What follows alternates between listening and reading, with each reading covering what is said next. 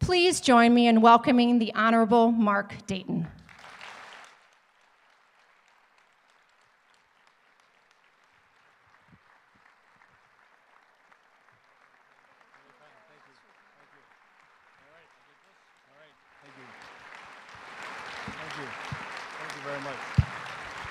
Thank you very much. Thank you, Jan. Thank all of you for this gracious reception. And I want to start by saying that I am responsible for ruining the terrific ambience that your chamber staff created with this 360-degree encirclement. When they described it to me, I thought it sounded too much like an audition for America's Got Talent. And I already know that I have none, which is why I became a politician. So I apologize, those of you who have to look at my back. I apologize to those of you who have to look at my front, too, I suppose.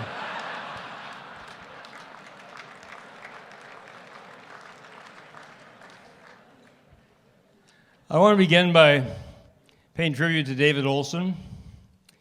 And David was a gentleman in the best sense of the word. He and I would disagree on policies, which we often did, while remaining personally respectful toward each other. We will all miss him. On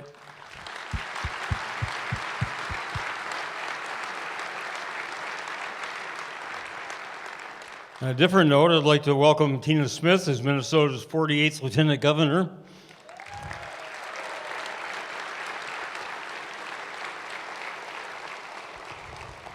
Tina brings a wealth of good business and good government experiences and accomplishments to her new post. Anyone who knows Tina knows that she will do a terrific job and be just as terrific to work with. And tonight, Tina, you truly have my back. In my inaugural address last Monday, I focused on the importance of improving our state's education. Tonight, I'd like to talk about another critical need: to improve our ground transportation systems, our roads, highways, bridges, and public transit. They are to our state's social and economic vitality what arteries are to the human body. If those vessels deteriorate and become inadequate, the body weakens and finally dies. Similarly, inadequate transportation systems clog our lives with worse congestion, longer commutes, more delays, and less safe travel conditions. They restrict our future economic growth and detract from our quality of life. Now, during the last couple of years, I've discussed transportation with a lot of Minnesotans, and there seems to be broad agreement on two major points. First, that we need to invest more money in transportation, and second, that no one wants to pay for it. We'll spend the next 5 months with the legislature trying to reconcile those views. And I don't want to get into the same old funding debates with you tonight. On your website, your organization states your position that our additional transportation needs could and should be funded by more efficient use of present resources, a broader financial base with special mention of the state's general fund, and something called, quote, value capture mechanisms, close quote. Those options deserve full consideration by the legislature and the leaders who are here tonight, Majority Leader Bach and Speaker Dowd. I congratulate on his ascension, Senator Han and Representative Thiessen, and the others here who will be working with you to consider your options as well as other views which will certainly be expressed. At the end of all of those considerations, however, we need a real solution, one that commits real money and enough of it to build and maintain state and local transportation systems of sufficient quality and capacity to support our future economic and population growth. Now, how much real money is enough? A MnDOT task force comprised of transportation experts reported 2 years ago that total revenues over the next 10 years would fall about $4 billion short of what would be needed just to maintain our state's highways, roads, and bridges in their current conditions and present capacities. An additional $2 billion would be required to make selected essential improvements. That's $6 billion additional dollars needed over the next 10 years. And it does not include local roads and bridges or public transit improvements. That estimate should be carefully reviewed, and I'm sure it will be. Maybe it's too high. Perhaps it's too low. But we need to reach a general agreement on the size of our problem before we can decide upon our solution. Then let's consider our options. Using real numbers, please. How much money would, quote, reordering our priorities actually provide? And which priorities would be reordered? And by the way, eliminating funding for the Southwest Light Rail line would reduce our current state general fund, bonding, and transportation budgets by a total of absolutely zero. Quote, greater efficiencies at MnDOT, close quote, is another nice slogan. Our excellent MnDOT Commissioner, Charlie Zelli, knows how to run a successful business. He's already saved nearly $100 million from operations and present projects to fund a number of corridors of commerce projects. He can tell you what is realistic. Please listen to him. Then there's our projected $1 billion surplus in the general fund for the next biennium. Unfortunately, the bill for the currently estimated 10-year shortfall averages out to $1.2 billion for each of the next 5 biennial budgets. Shifting ongoing transportation costs to the general fund puts it in competition with all of the other demands for tax cuts and spending increases. And if you look back into our state's transportation funding history over the past 40 years, as at my age I'm able to do, you'll notice other years when a couple $100 million of the general fund surplus was allocated to highway projects. Those bumps, however, did not survive subsequent state budgets. The surpluses disappeared or were diverted to other pressing needs. That is why dedicated accounts, which provide guaranteed sources of funding, have proven to be essential for transportation purposes. Unfortunately, those dedicated state and federal revenues are falling increasingly behind what is needed just for satisfactory maintenance and essential repairs. In 1990, Minnesota's gas tax was 20 cents per gallon. It has been increased once in the last 25 years by 8.5 cents through a courageous veto override that cost some legislators their political careers. So now it's 28.5 cents a gallon. Just to keep up with general inflation since 1990 would require a present tax of 36 cents per gallon. However, the cost of designing, engineering, and constructing highway repairs and improvements have generally increased by more than that. For the last quarter century, it has been expedient to let Minnesota's transportation funding fall farther and farther behind the needs. The results of that 25-year experiment in avoidance are out there throughout the state for everyone to see.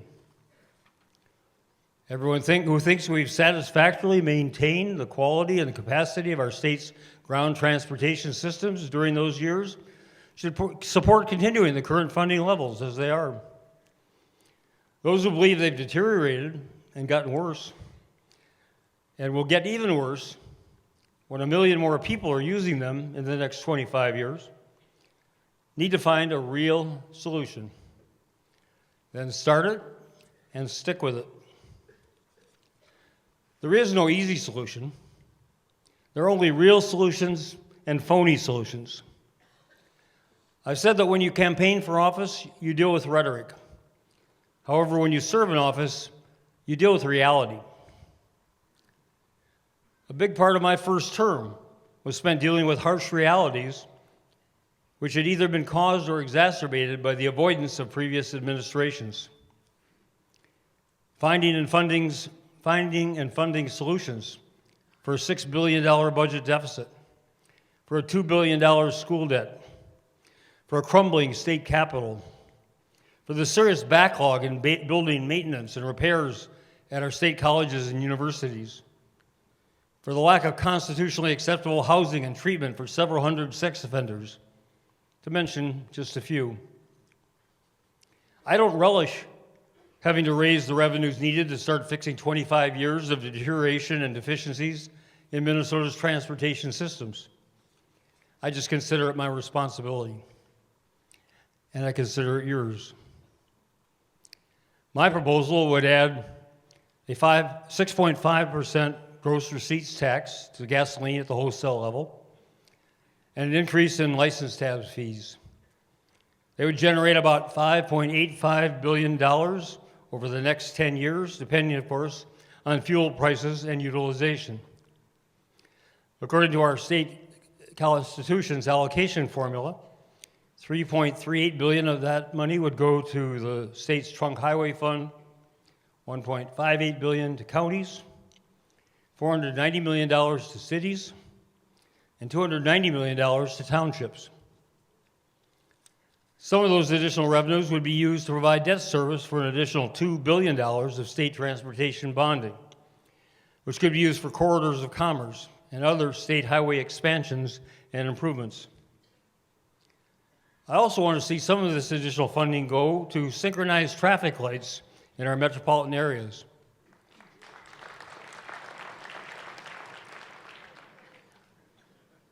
Finally got to something like.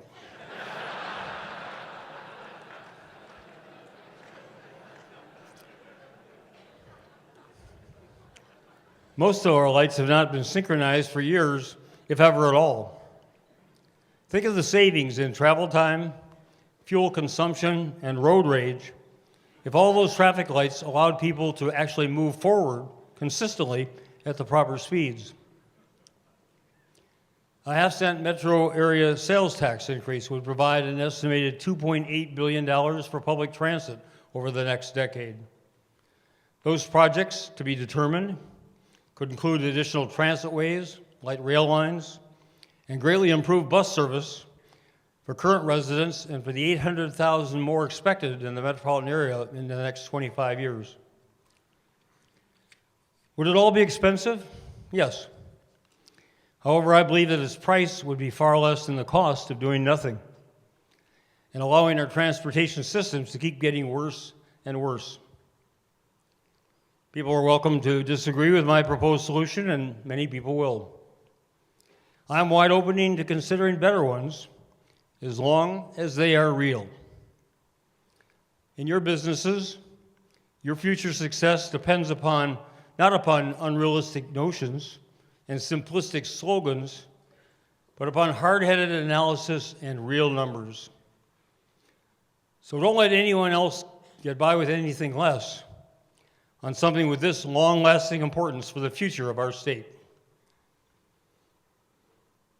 I want to close tonight with a thank you. Minnesota's economy is doing extraordinarily well. Our state's unemployment rate is an astonishingly low 3.7%.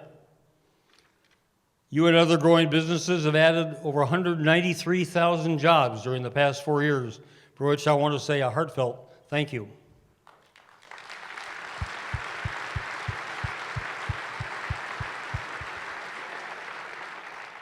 Our median household income last year was $60,702, the ninth best among the 50 states.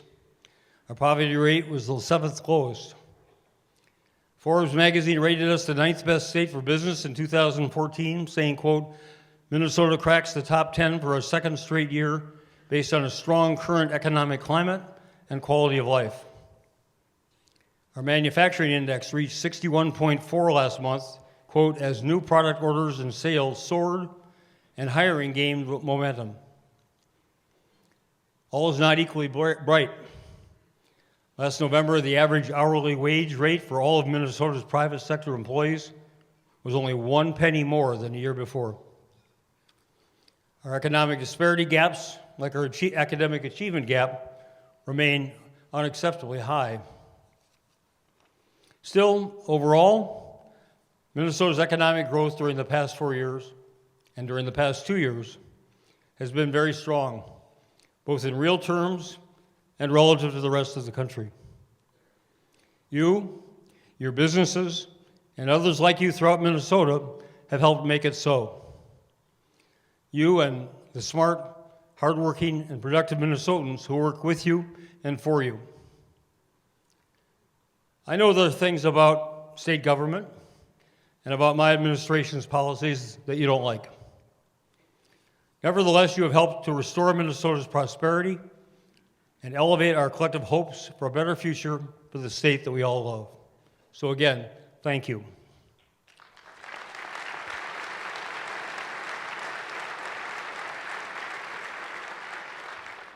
I'll end tonight with what I said to conclude my inaugural address last Monday. When it's all added up and all sorted out, most of us live in Minnesota because we want to. We know we're not perfect, but we're very good and getting even better. Let's not forget that our state is often recognized by national and international experts as among the best or even the very best. Casting all Minnesota modesty aside, we should be proud because we are so often the best. And because when we are, we have earned it through smart minds, good ideas, and hard work. Through all of us pulling together and making our state, despite lacking the advantages of ocean beaches or Rocky Mountains or fossil fuel riches, into a place unique and extraordinary.